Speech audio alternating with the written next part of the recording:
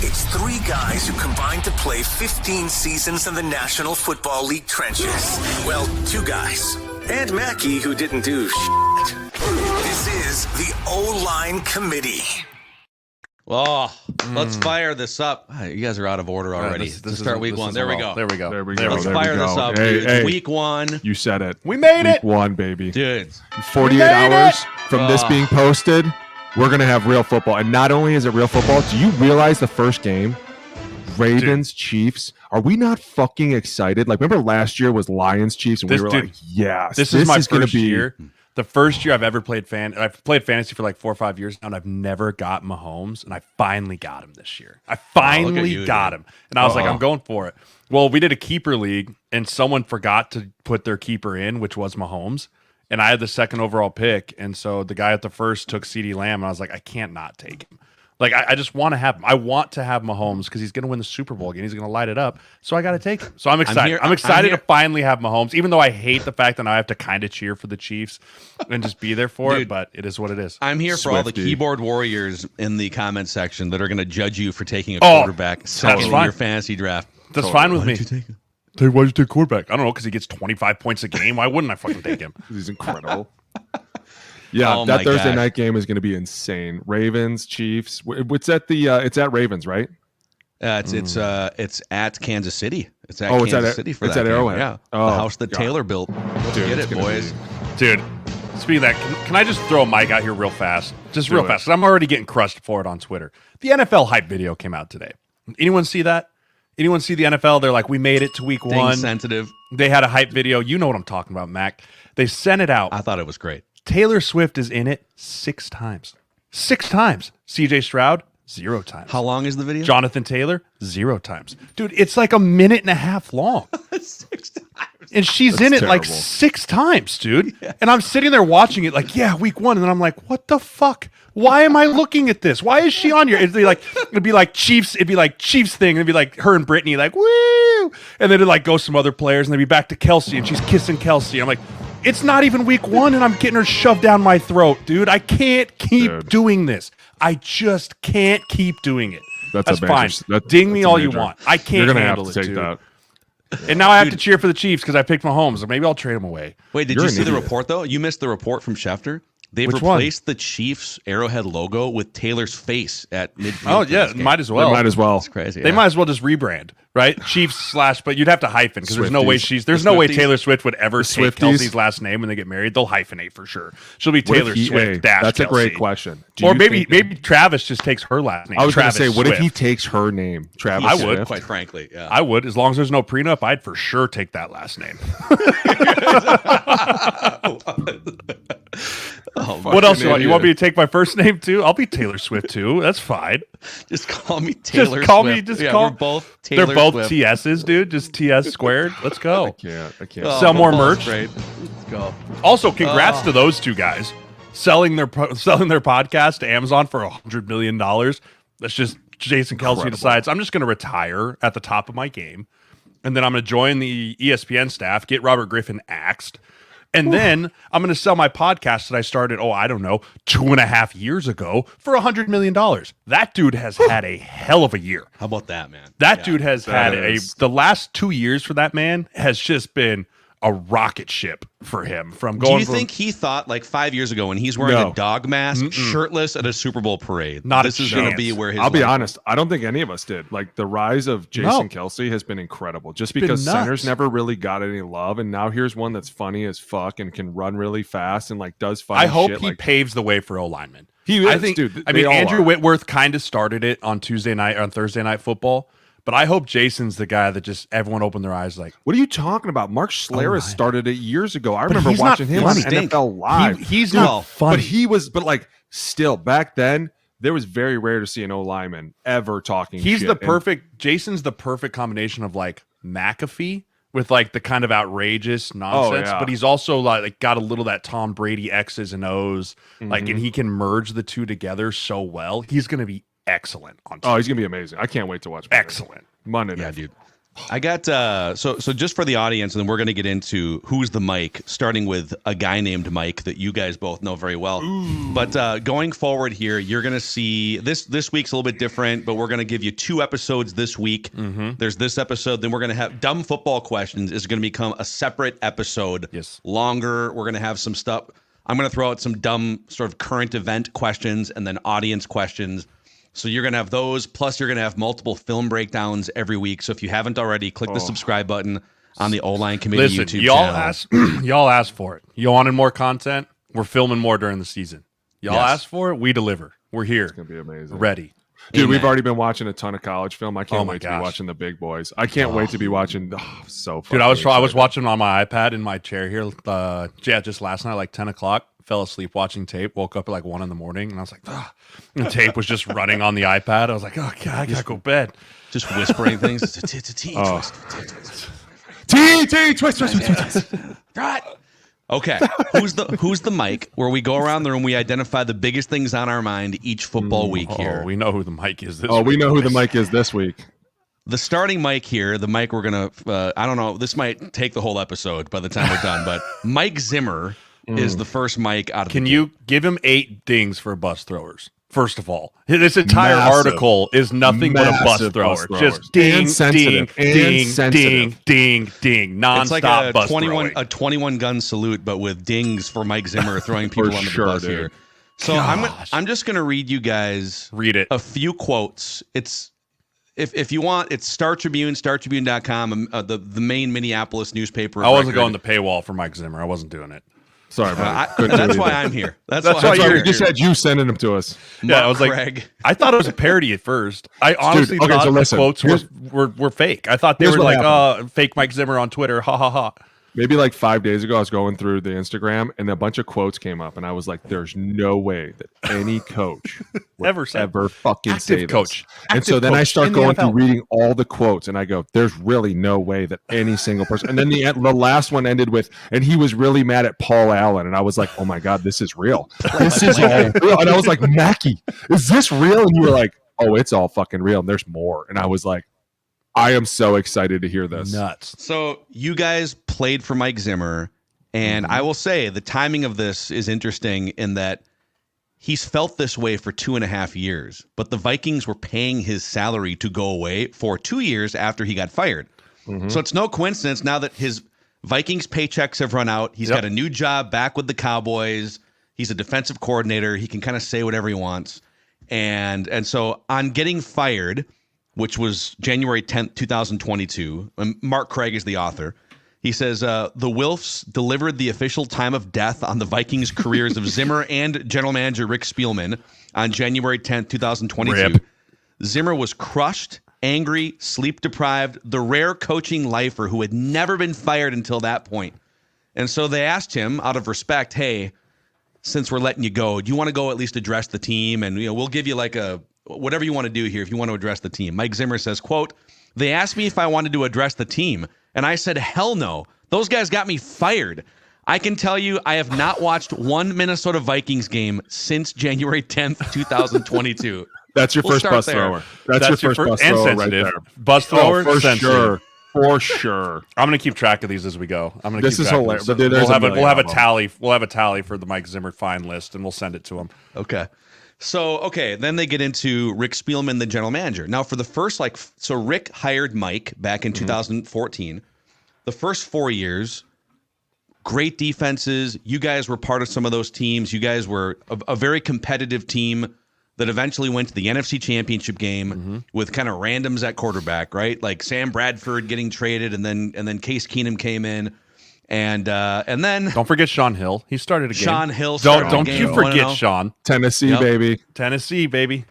And then the wheels started coming off, and we'll get to the Kirk Cousins contract, but specifically in 2021, Zimmer and Spielman barely spoke to each other in 2021 and haven't spoken since.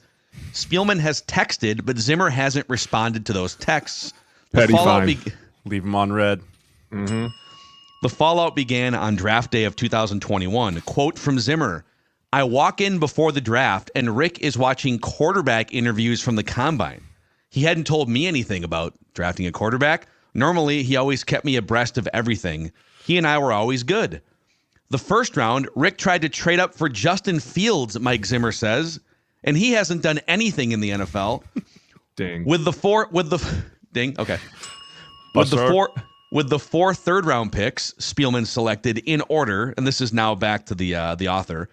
So third-round picks, Kellen Mond, quarterback, Bust. Linebacker Chaz Surratt, Bust. offensive lineman Wyatt Davis, Bust. defensive end Patrick Jones II, Bust. backup, yeah.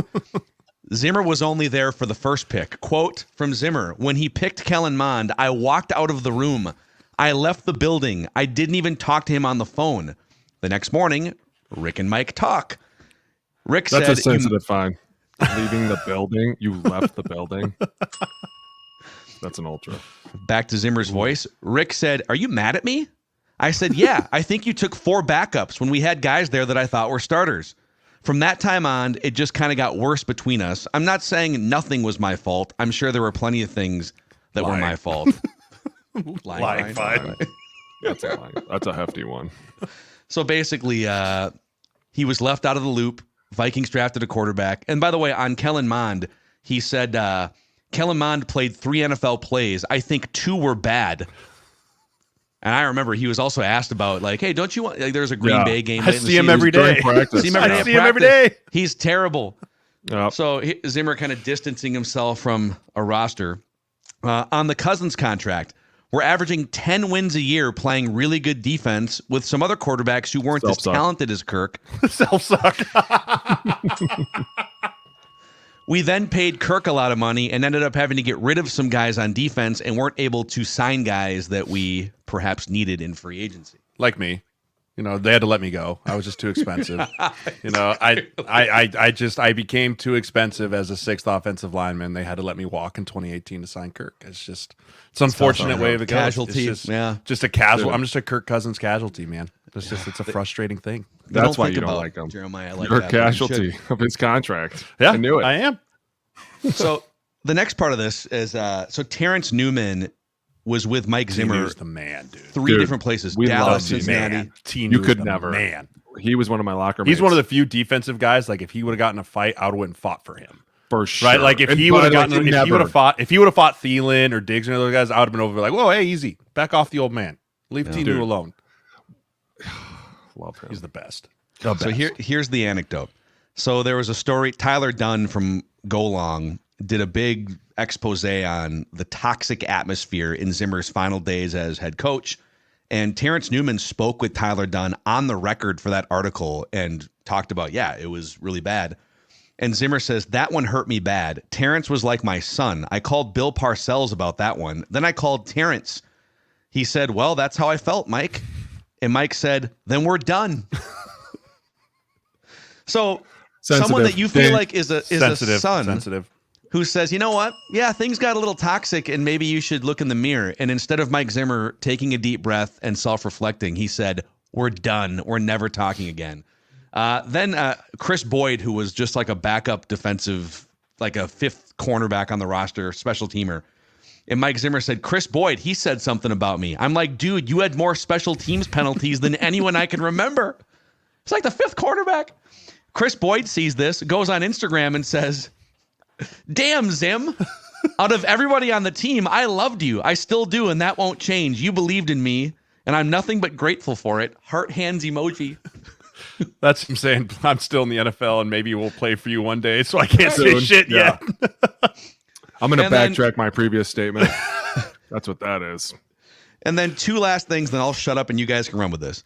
On his relationship with Paul Allen, who, for the non-local audience, Minnesota audience, he's a talk show host on KFAN radio, and he's the Vikings radio play-by-play man for years and years. And even Paul would tell you he is the most positive homer for sure analyst of any.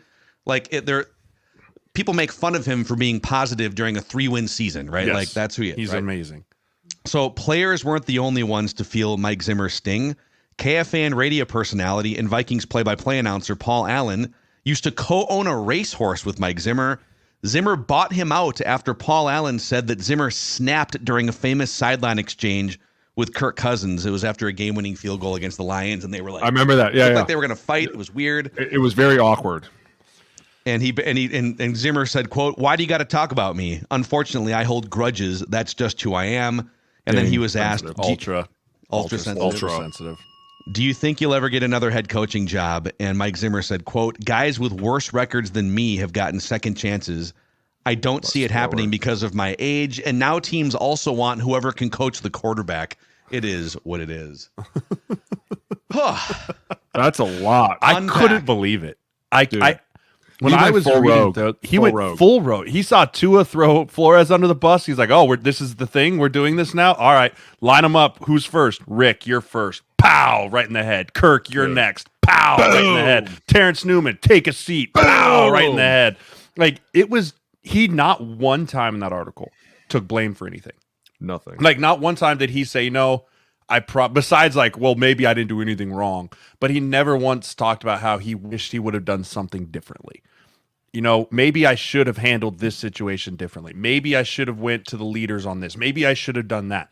And I think for that reason alone is why he won't get another head coaching job.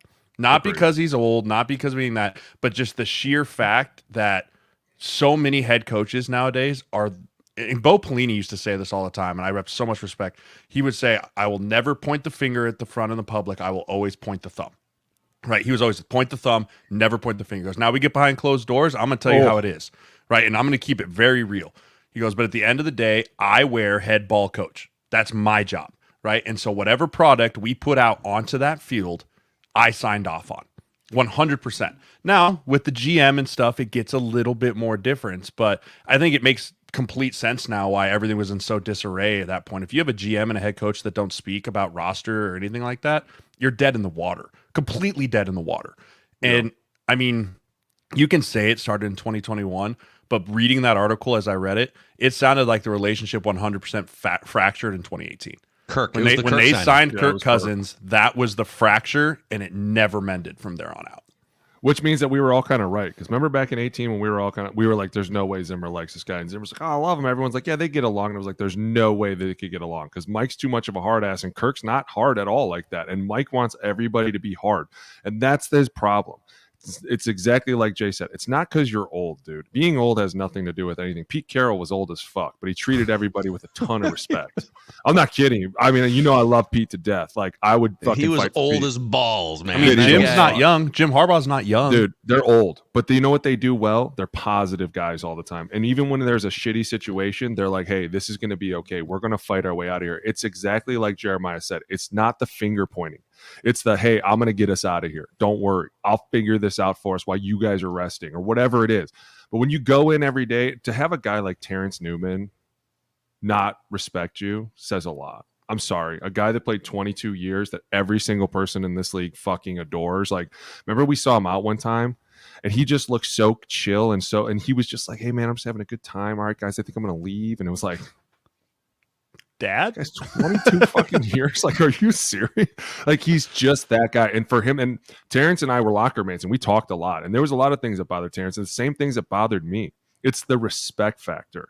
Like, you have to sometimes sit down and go, "Listen, in this grand scheme of thing, I'm getting blamed for a lot, but I'm not getting the shit beat out of me. So I have to kind of pull back at times." But there was no pullback ever.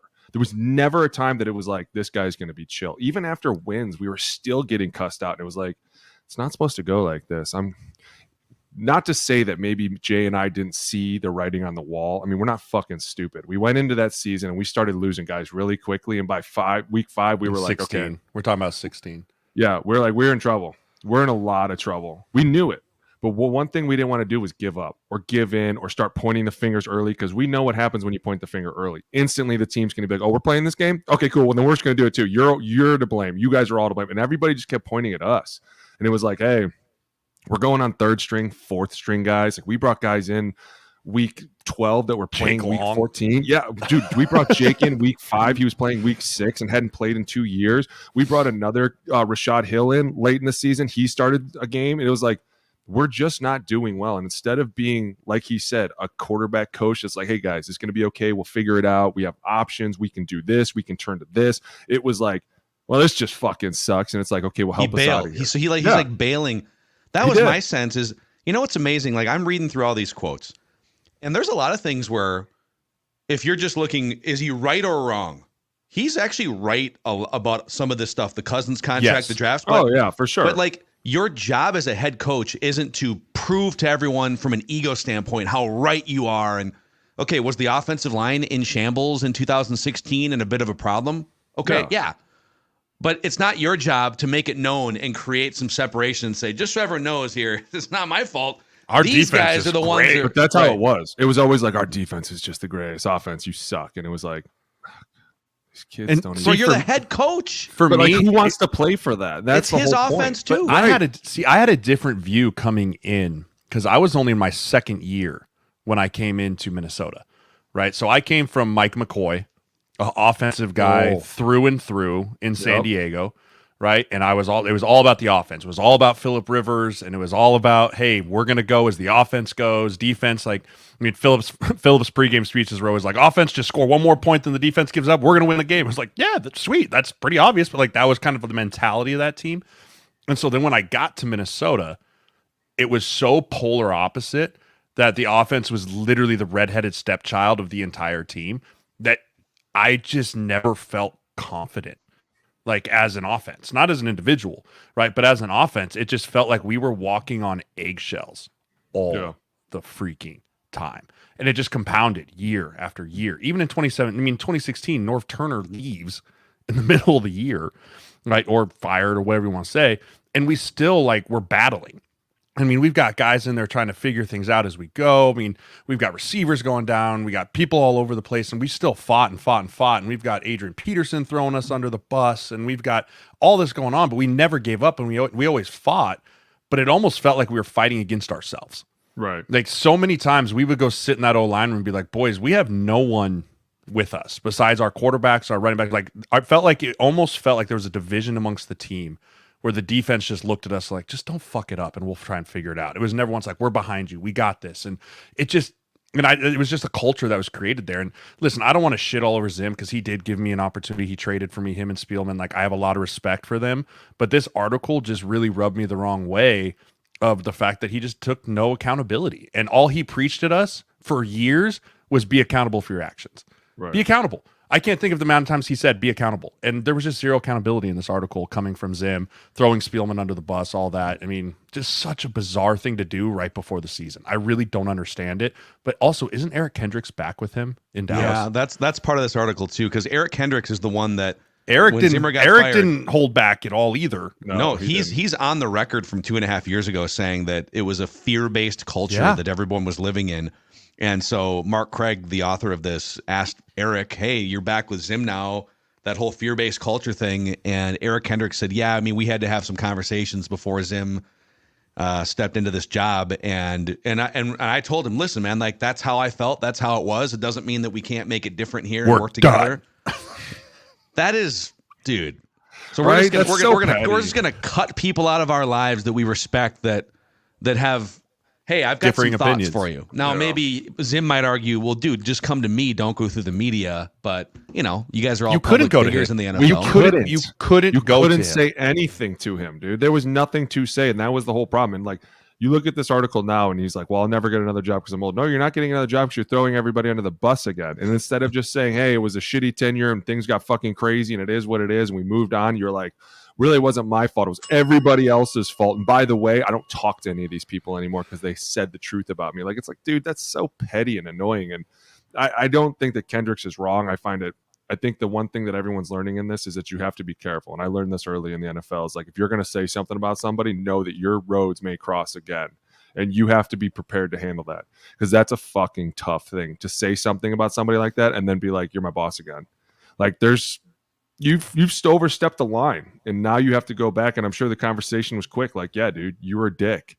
You didn't realize it when everybody told you every day to chill out a little bit. Like, I don't even think it was the take accountability. I think it was the fact that he poked just the wrong people at the wrong time, like guys that couldn't handle it and guys that we know couldn't handle it. And it was like, hey, leave him alone. Like, I could think of one offensive lineman particularly, and I'm sure Jay's thinking of the same guy, that we knew just could not handle bad criticism. Like, just, you could tell him to, like, how to fix things, and you could be positive with them, and you would get way farther than if you were like, this is fucking terrible. Like, he would just, He was very important for us that year. And I mean, very. And it was constantly like, you just fucking suck. And it was like, I mean, he would put Friday. He'd put low lights out. He'd put low lights out, and he'd be like, "We can't win with this. We can't win with this. It's one of our starting linemen." It's like, dude, we have no other option. So why are we saying this in front of a team setting and killing this kid when we know we need him? And then we'd have to try and build him up and build him up and build him up throughout the week. We'd build him up all week. But Monday, then Friday Tuesday, would come Wednesday, along. Thursday. There it is. Friday. Friday would come along, and he'd be like, well, if we can't give up sacks, we might be okay here. And we're like, oh, my God, here we go again, dude. It was brutal. It was tough. Yeah. The other thing, too, and there's a lot, Flores and Zimmer are very different in a lot of ways. And by the way, Flores was confronted, not directly, but Tua comes out and says, hey, here's what I think. I think he's a terrible person. And Flores doesn't come back over the top with his ego. Flores looks around, takes a breath, and says, that kind of hit me, and it's had me thinking a lot about the way I communicate with people, and I'm going to learn from it going forward. Now, he's also probably behind the scenes saying, you know what? If that dude over there with his noodle arm wasn't propped up by Mike McDaniel and Tyreek Hill, these guys, but publicly you say this and you learn from something. But with Flores and with Zimmer, it's like both of them were shocked in their head coaching jobs that they would have to mold a young quarterback. Well, I'm a defensive guy. And if those guys over there can do their job, dude, you are the CEO of a 53-man roster. You're not a defensive coordinator who's just getting paid $4 million now. You are the coach of a team. That's your offense too, man. Like Brian Flores, that's your offense. Mike Zimmer, that's your offense because you are the head coach. Right. It's why a head coach is so difficult. It really is. Difficult. When guys, and I mean, I think the great ones can adjust, but that's Alex and I think we've even talked about this show. Not every great coordinator should become a head coach. No. Sometimes it's just too much of a people business at that point than it is about the scheme and the X's and O's and the fits. I think Dallas's defense is going to be phenomenal this year because I think Zim is an incredible defensive coordinator. He is an incredible coach. Like you take all the other stuff off, and he's not going to be the mouthpiece. He's not going to be in front of the media every single week. He's not going to do all this stuff.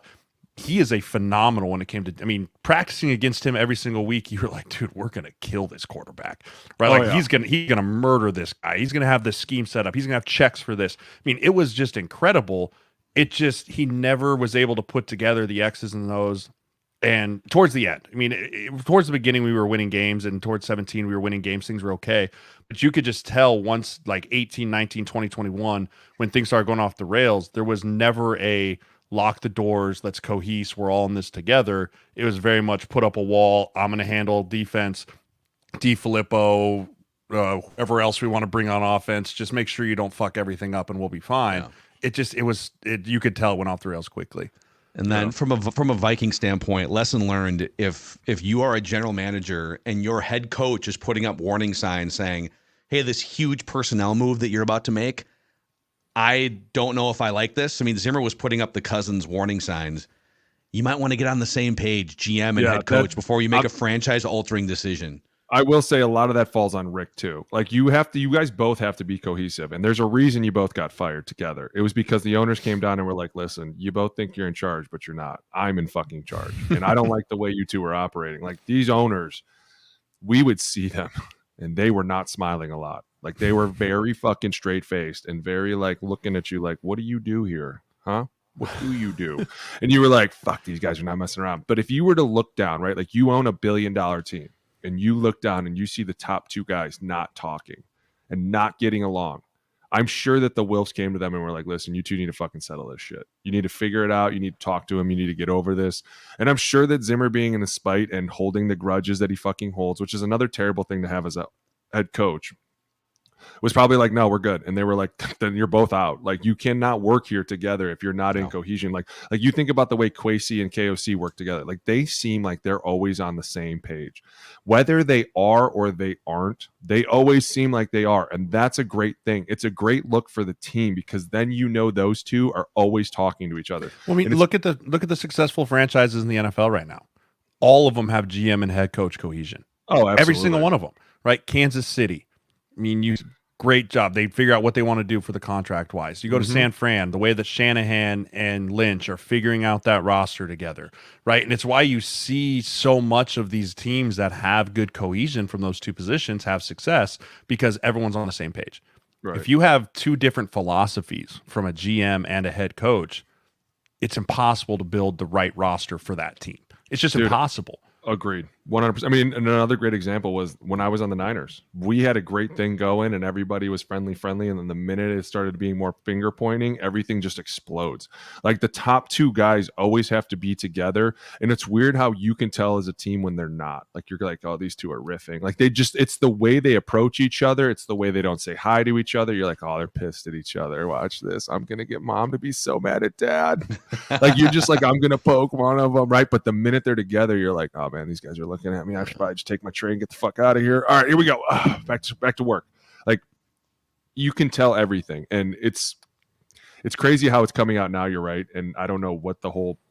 I don't understand the timing of it. I don't either, and that's my whole point. Is why would you come out right before the season, like 48 hours before the first game, and just be like, I'm going to annihilate everybody over here real quick? Like, all right. I'm surprised Spielman hasn't shot back yet. I find it classy that we did send him purple. My did you ask request for comment? We sent him a text. He has not gotten back to us. I think Spielman the best thing Rick can do is just move on. Right, like don't fuel flames to the fire, and I think that's the high road that Rick's going to take. He's got a pretty good gig going with CBS right now. I think it is right. No reason. He's been in the mix for a couple of GM jobs. Yeah, there's zero reason for him right now to fire back at this. I think he can respond and be like, yeah, I saw it, but water under the bridge. Dude, it is what it is. Come out. He has reached out to Zim, right? And that's the other piece. Is like he tried to make amends. He tried to probably say, hey, nope, I maybe wasn't right on this. And the fact that Zimmer won't respond to him is kind of ridiculous. He should come out and just praise Zim lavishly. Hey, Mike was a great coach the time we worked together. Won a lot of games together. Hey, honestly, that's how Rick would respond. Rick's a great dude. Like I don't see him coming back and being like, oh, fuck Zimmer. I see him being like, hey, I enjoyed my time with Zimmer. We had a great time. It's a shame that it ended the way it did, but I appreciate his time. Like I could see Rick easily walking into the sunset because, dude, he's a great dude. Rick, when you get to know him and you get to talk to him, that's why I find this so weird that you couldn't get along with Rick Spielman. Like at times, Rick's a little pushy and he'll let you know he's the boss.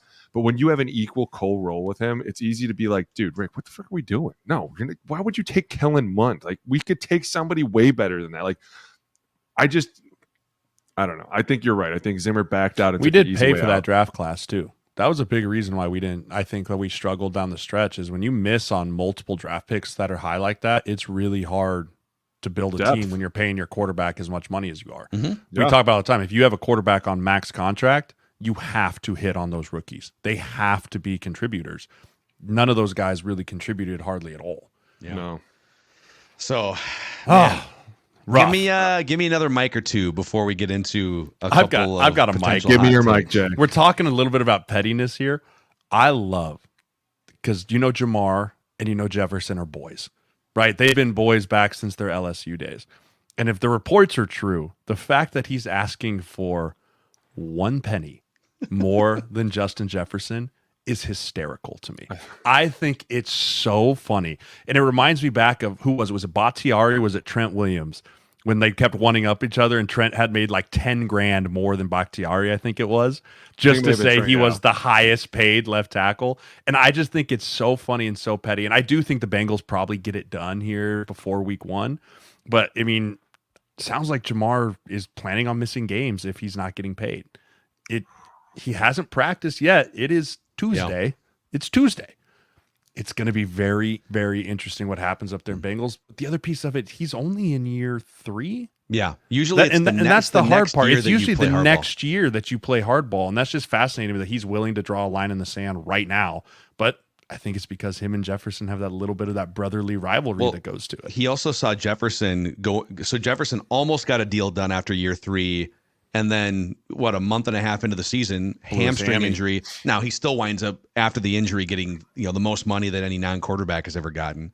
This is actually, you've stumbled into one of my, is this a hot take question? So I'm going to shoehorn it in here because we're talking Bengals. If Jamar Chase signs before week 1 and they can get him back on the field, is this a hot take? Joe Burrow, 2024 NFL MVP. No.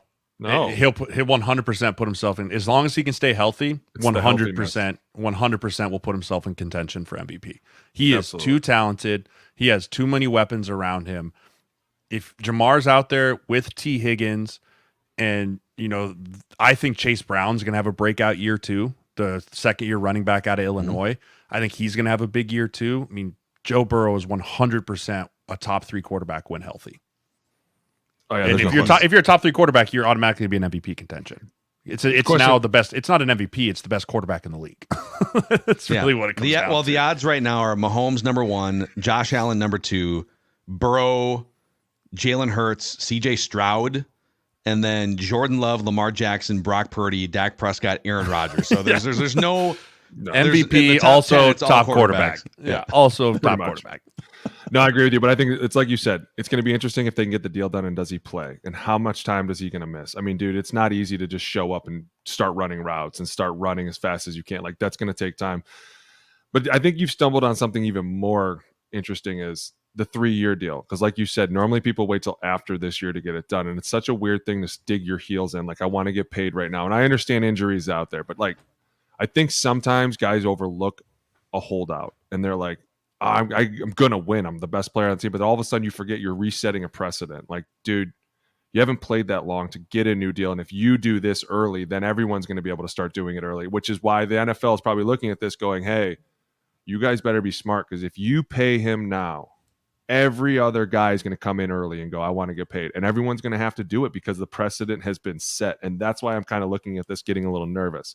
Do I think Joe Burrow could easily be the MVP? Absolutely. Dude, there's no question. You put Jamar Chase on this field, it fucking changes the whole dynamic, right? Like, everyone's looking at number 1. But if he's not, that's going to put a lot of pressure on Joe to start making some things happen, because what do you have? T. Higgins? But T's trying to play for a big contract too. So I agree. You're going to get the best out of T. Higgins. Pair him with Jamar. They took a tight end. Who was the tight end they picked up in free agency? I can't remember. They have Mike Gesicki. Yeah. So there's plenty of weapons on that offense to be dangerous. I'm just saying, without Jamar Chase, are you as dangerous? Like, could you make the MVP? Could you be the NFL MVP without Jamar Chase on this offense? I mean, if somehow Jamar Chase pulled a Le'Veon Bell and did not play this season, and you still wound up with 4,000 plus yards and 10 or 11 wins, then even more of a no-brainer. But yeah, he's integral to what they're I'll tell you what, he really makes the case for it too, because when we talk about it, like, him on the field versus him not on the field is kind of a huge deal. So I feel like I understand what he's doing, and he's like, no, yeah, go win some games without me, see what happens. And it's like, don't forget the division we're in, right? And oh, by the way, the Ravens just got better. The Browns are going to be tough as shit. Like, all of a sudden this does change the dynamic, and that's why I don't know that I'd ever want to be a fucking GM. Could you the decision you'd have to make right here, like, dude you have to deal with this guy? And every single year. And I mean, I respect him for doing it. He is one of the best, but he is trying. This is not your normal holdout, and I think that's what people need to understand. He's trying to reset everything a year early. And Alex is exactly right. And being an agent, I can't tell you how many times I hear the word precedent. Precedent, because that's what, whenever you're in contract negotiations for either injury settlements or extensions or whatever it may be, they always fall back on, well, this is what we did last year, or this is what the NFL did this year, or this is what we're trying to do this year. And as soon as you do something that is not normal, out of the box, every single other agent, every single other GM has to look at that now and go, this is now where the bar is. Because if you start going back below it, no one's going to want to accept that, including the NFL. Once you set a precedent, that is now where the next bar is. Now everything else must happen above that bar. It's going to be really interesting what the Duke Tobin and that crew does up in Cincinnati. Yeah. Booney, give us a mic. All right. I was reading some news, and this just kind of, and I'm sorry, shots fired. I will take my ding totally. But I have a hard time with this, and I don't know why. Daniel Jones was named the captain of the team, and I'm like, dude, what do you do? I mean, what do you mean? He's the starting quarterback. What starting quarterback? For how long? You almost have to. You have to, right? For how long, dude? Are you going to make him? What NFL team doesn't have a starting quarterback that's a captain?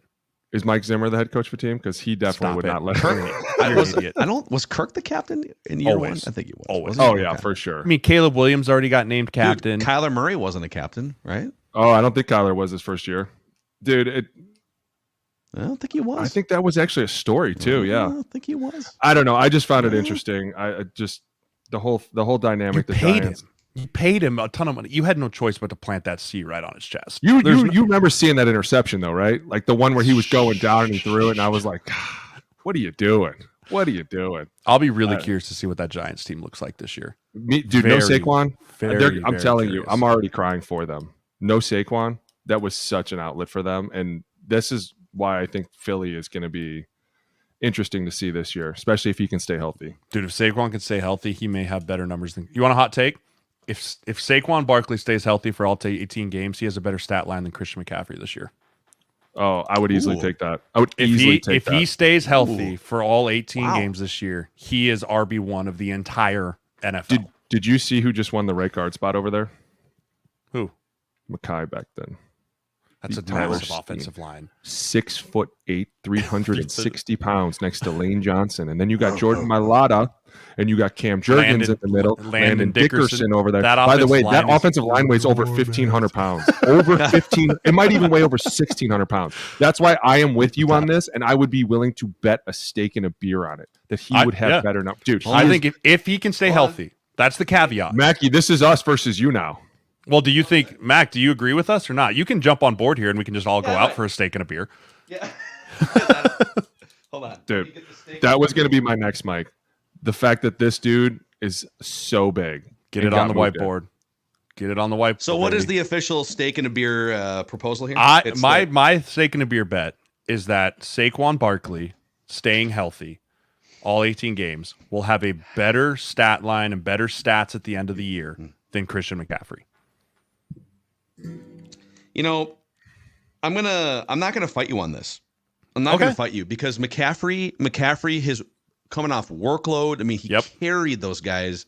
They had other weapons too, but he's already gotten the hamstring injury. But he's back. He had a calf strain. He's back.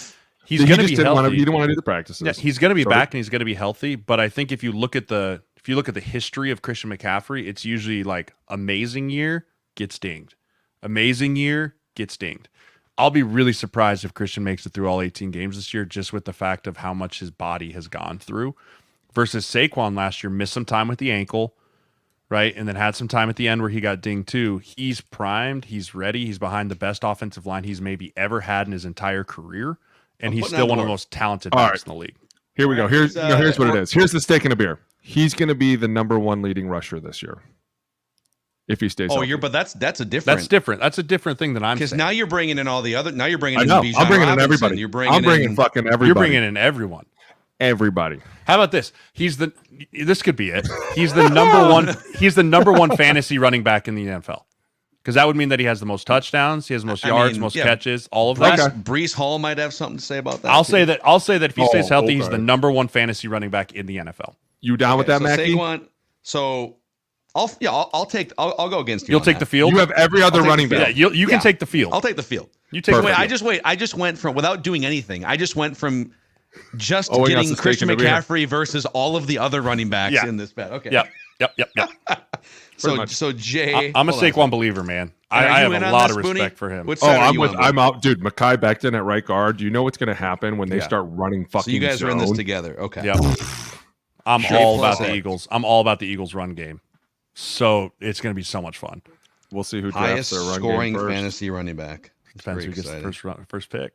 We are doing fantasy fat guy here. You want to give a quick update on that, Mac? Well, yeah, we can do it. So here's what we're doing. So even though we are expanding our recording time this year, we're trying to be more efficient with what we record and put out. And as much fun as we have doing like weekly picks and Fat Guy Fantasy, I think just to maximize what we're going to put out recording, we're going to do weekly picks on our Instagram account. We're going to do our like weekly picks just among us via text and put it out on Instagram and Twitter.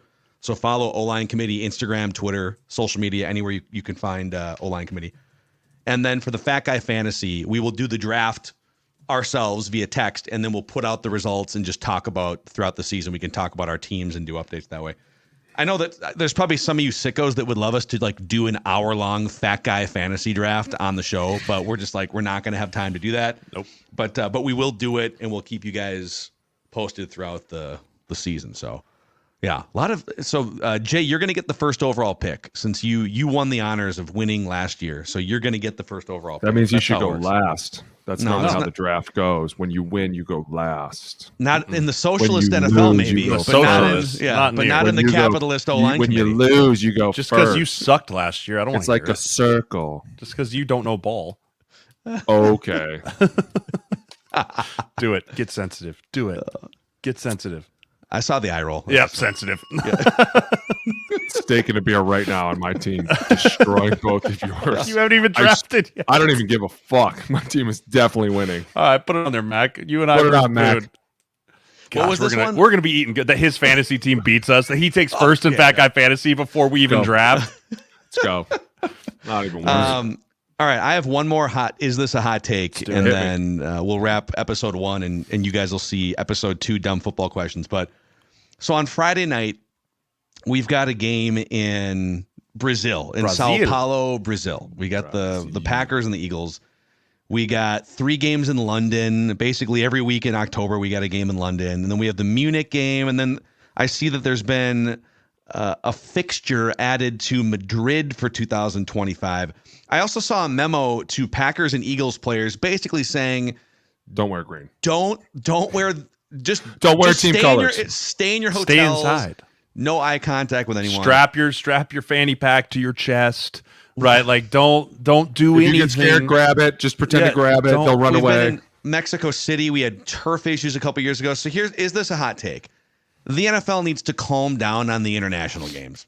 Thank you. Thank Let's just fucking you. calm down a little bit on the Dude, international. I am so here's what really set me off. When we went to Tottenham Stadium, because I went to London 3 times. It's Tottenham, actually. Tottenham, whatever the fuck it is the cultured. worst Get grass some you culture, will would ever you? play on. It's No, it is Tottenham. the worst. It is long and it is slippery and nothing fits on it.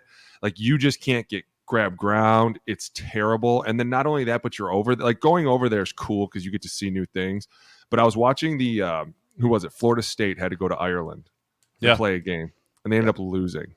And you're like, okay, if that game was played in the States, Well, Florida State sucks, dude. That's, Wait, I wait, get wait, that. That's my whole don't blame point. the field. Florida I'm not State's saying terrible. that. I'm just saying there's times. Did you also see the so they lost to Boston they lost College to Boston last night, College too. Yeah. Then Did you there's see a that guy did? So there's a guy, a Florida State fan, that went out on gross. Twitter before the game and said, "Hey, I'm so confident that FSU is going to beat Boston College that I will eat a cup of dog shit with a spoon." Agent things happening here. We're going to take him off the screen.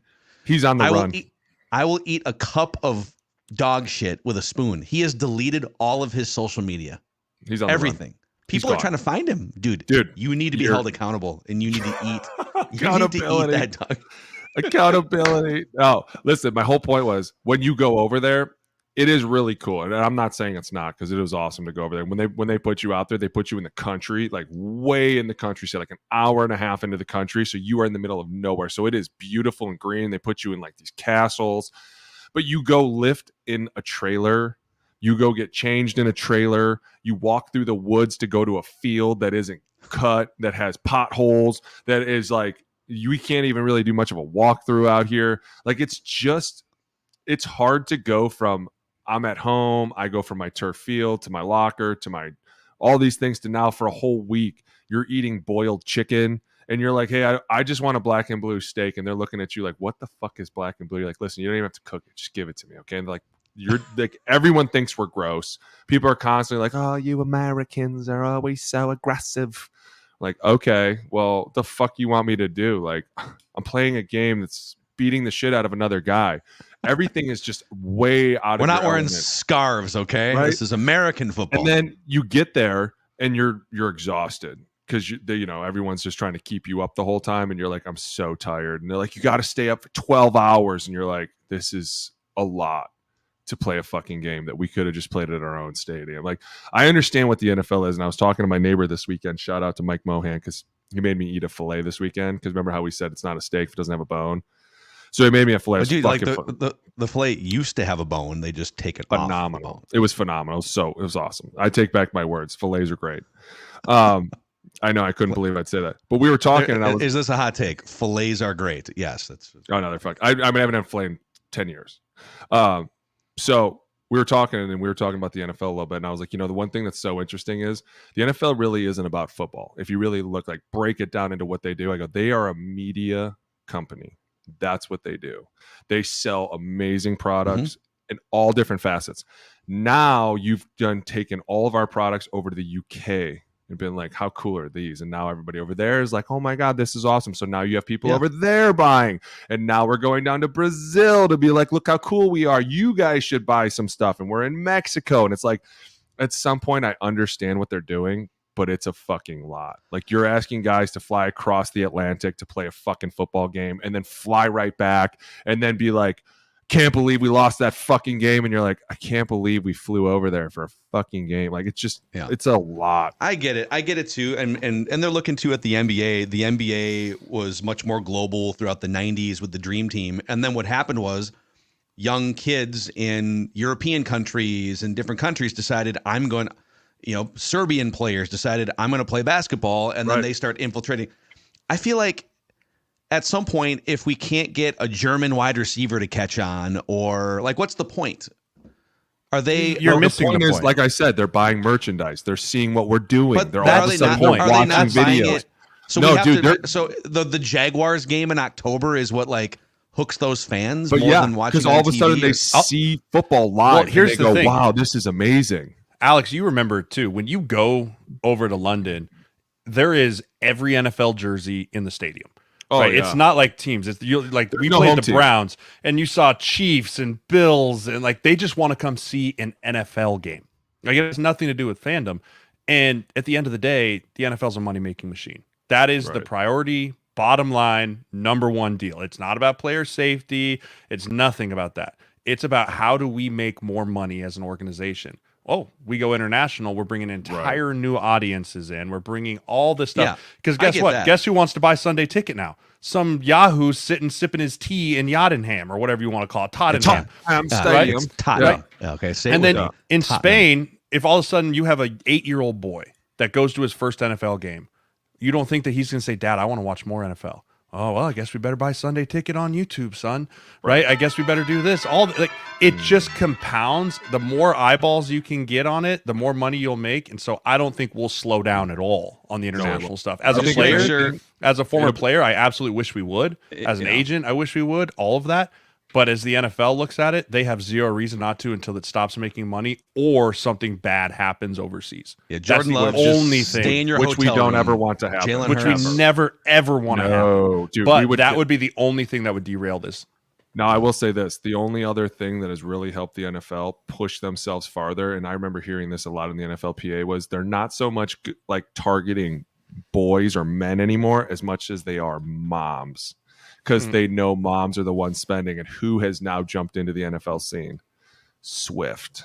And now all of a sudden everybody's like, dude, Jay, you just said it. She's on the fucking highlight video 6 times. The entire world is watching the highlight video. And now all of a sudden these moms and these little girls are in every fucking country like, oh my God, Taylor Swift's going to be at this game.